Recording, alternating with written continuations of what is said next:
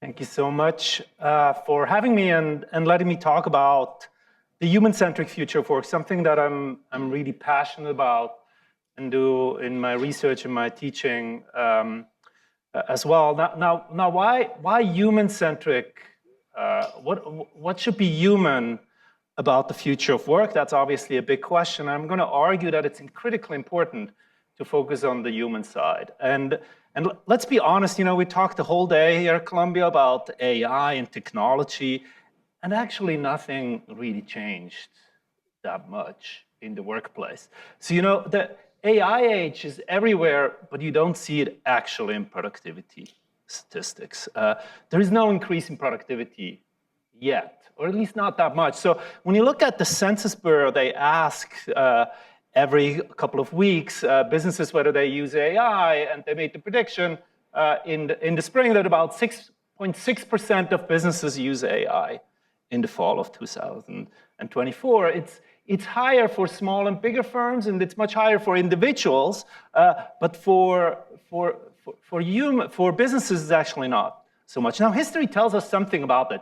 Now, the quote that I showed you before is actually a changed quote from an older quote by Bob Solow. So he's a Nobel Prize winner in economics.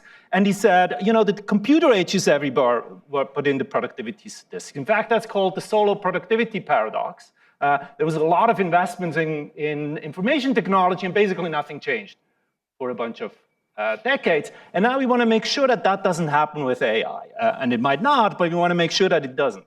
Now, I think what is clear is that the future is kind of a human-machine future. I think like every human being will work together with a machine. Whether you're a surgeon or a journalist or a professor or a student, you're going to work with a machine. And now the question is, like, in this human-machine interaction, I think we focused a lot on the technology piece and not as much on the human side. While in fact, this is a quote from Jeff McMillan. I actually show a bunch of his quotes. So he's the head of AI, Morgan Stanley. He said, look, the tech part is actually relatively easy. Sorry to the engineers, maybe I'm a little biased, but the human part is actually the hard part.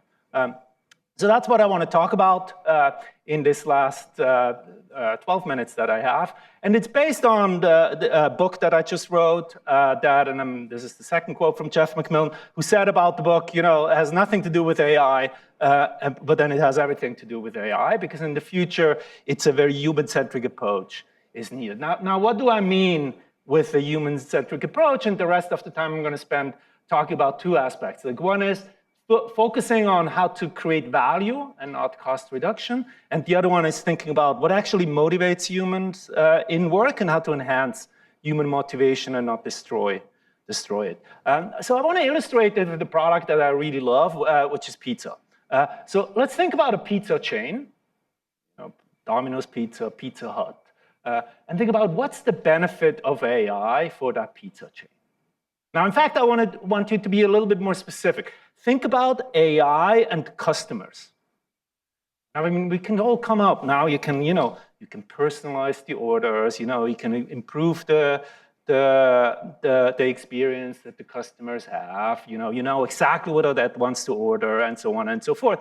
It's kind of old school machine learning, almost like it's predictive and personalization. And then we can think about how generative AI improves the customer experience even more. For what? To charge more money. You're going to improve the experience of the customers, and then as a result, we charge more. For the students at CBS or alums who that strategy formulation, think about value sticks for a second. It's increasing the willingness to pay, and then you charge more money as a result. Now, think about the same question with the pizza chain, but about employees. So what's the benefit of AI when you think about work? Now, I asked this question in executive programs to hundreds of executives. And their first intuition is always, it reduces cost. Think like, wow, the AI can pick up the phone? That's awesome. Let's reduce a full-time equivalent. They dream about like a robot making pizza, and we don't have to use a human. We're using AI for delivery, and so on and so forth. Now, it's a pretty stark discrepancy how they think about AI when it comes to customers and when they think about AI when it comes to employees. And one is about creating more value, and the other one is reducing costs. In fact, it's when you think about when executives talk about employees and customers, they're very different. In fact, I looked at how often they talk about customers versus employee, and this is the ratio. So it starts about 8 times more they're focusing on customers, and then it goes to about 14% when you think about just before the pandemic. And they talk very, very differently about customers and employee, and I think this is a mistake. And maybe that leads to engagement levels in the workforce is extremely low. Now here's productivity.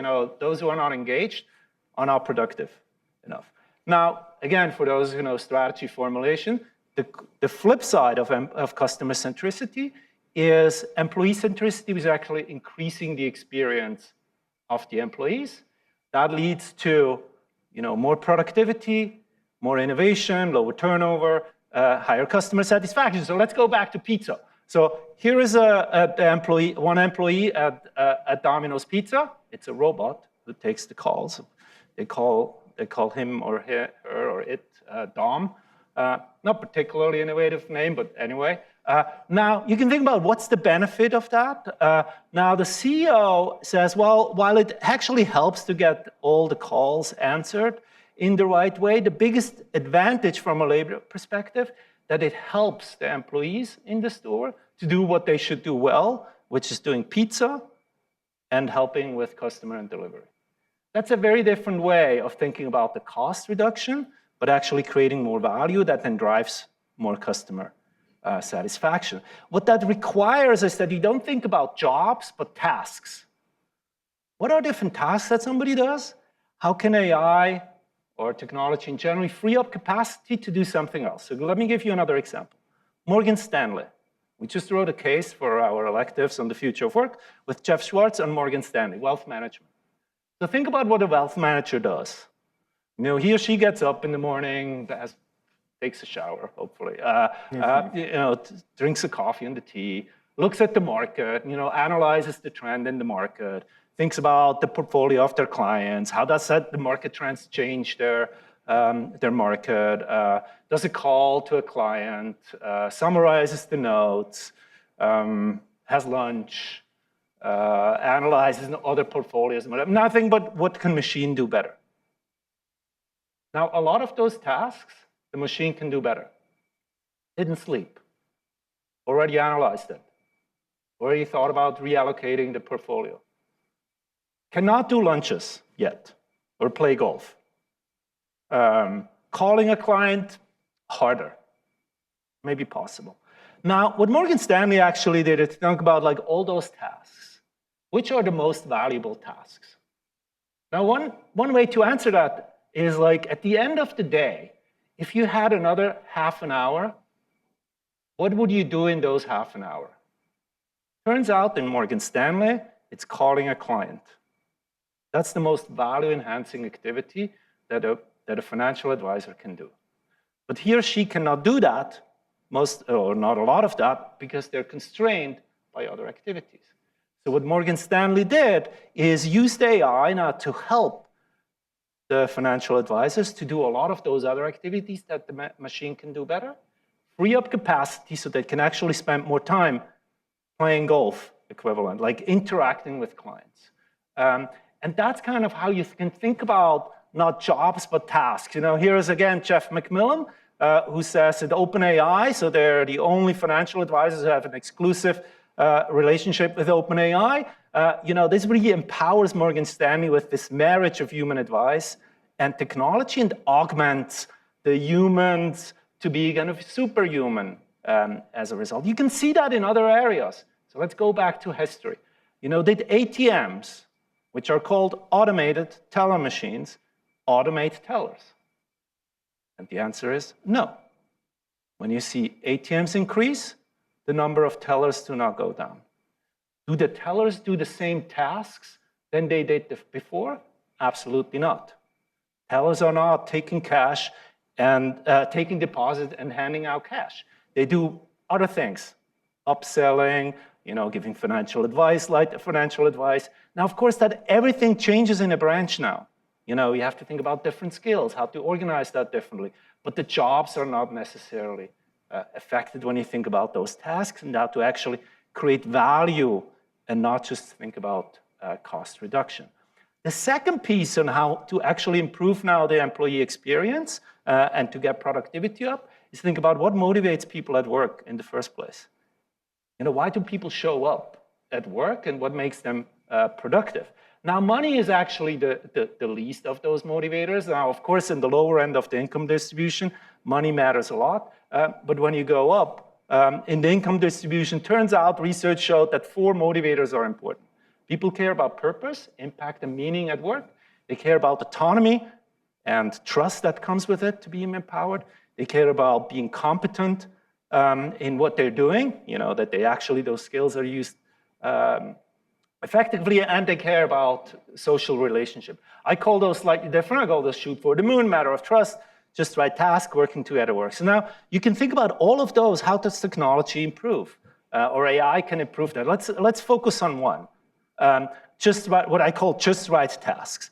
People are extremely motivated if their skills are used optimally. You know, when you think about people starting to read, or that's how my son started to read, you know, if it's too easy, it's a baby book. It's frustrating. Why would I read that baby stuff?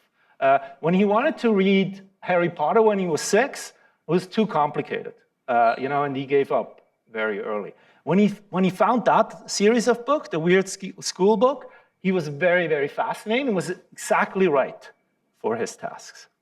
So that's a very universal trait. If we're using our skills optimally, you know, that's very motivating. Now, the skills, obviously, once he read a lot of those books, that becomes a baby book.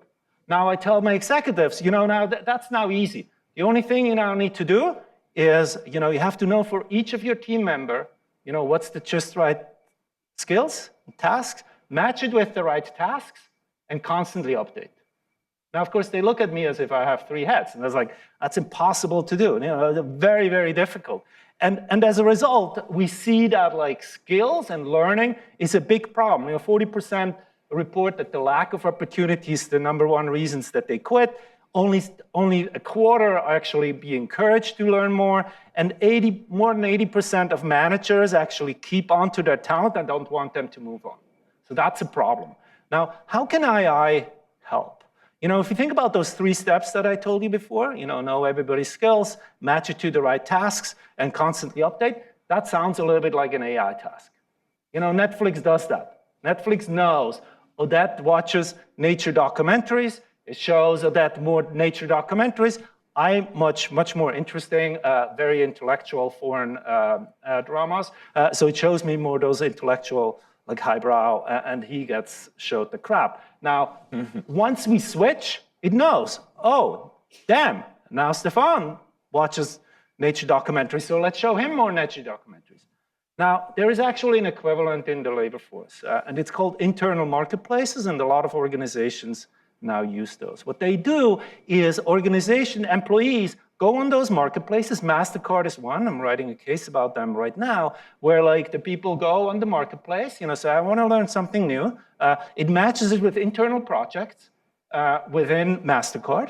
And then it learns over time, oh, Stephan was on a social media project in Switzerland because he knows something about Switzerland, because that's where I'm from. And now the system shows me more of those just right tasks overall. Completely changes the fabric of the organization. Here's the chief people officer at MasterCard. You know, those internal marketplaces change the whole fabric of everything we do, the planning, the design, the ups and rescale, and completely democratizes workforce. And you have to do a lot of changes in the organization to make this work. So let me wrap up. So I think this human-centric future of work, in order to not fall into this AI solo productivity paradox, has to take human motivation into account. I think this research showed us there are 4 of us. Uses then AI to humanize even more, so make sure that they actually not destroy that motivation, but they enhance it. Focus really on creating more value and not just cost or efficiency gains. And putting this differently, you know, not just doing what we always did, but cheaper, but doing new stuff that we couldn't do before. And I think as a result, they will gain this, what I call the employee advantage. Thank you so much.